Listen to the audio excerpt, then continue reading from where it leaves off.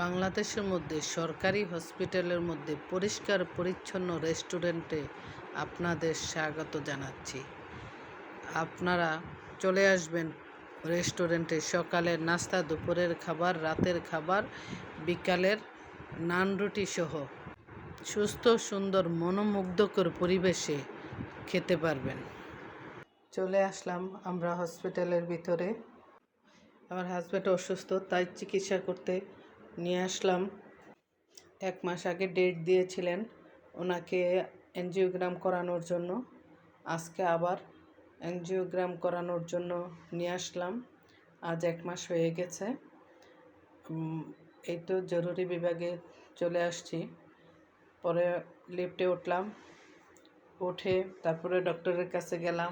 Doctor আবারও angiogram করালেন। এনজিওগ্রামে ভালো রিপোর্ট দেখালেন না, রিপোর্ট খারাপ আসছে। ওনাকে রিং বসানো যাবে না এবারও। তাই আমরা 2 দিন রয়ে গেলাম হসপিটালে। পরদিন সকালে নাস্তা করব। নাস্তা করার জন্য ক্যান্টিনে যেতে চেয়েছিলাম, তখন আমার হাজব্যান্ড বলল যে উপরে রেস্টুরেন্ট আছে। তাই উপরে 8 তলায় চলে আসলাম। এসে দেখলাম যে সরকারি হসপিটালে এত সুন্দর পরিবেশ, জাফরান রেস্টুরেন্ট। তাই কখনো সরকারি হসপিটালে এত সুন্দর পরিবেশে রেস্টুরেন্ট আছে কখনো ভাবিনি।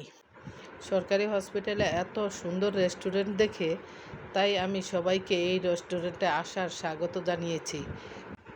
কখনো যদি এই হসপিটালের পাশ দিয়ে যাওয়া হয়, মন চাইলে লিফটে উঠে 8 তলায় এসে 1 কাপ চাও আরামে খেতে পারবেন এবং সুন্দর একটা পরিবেশে খেতে পারবেন। বাইরের পরিবেশটা দেখেন কত সুন্দর।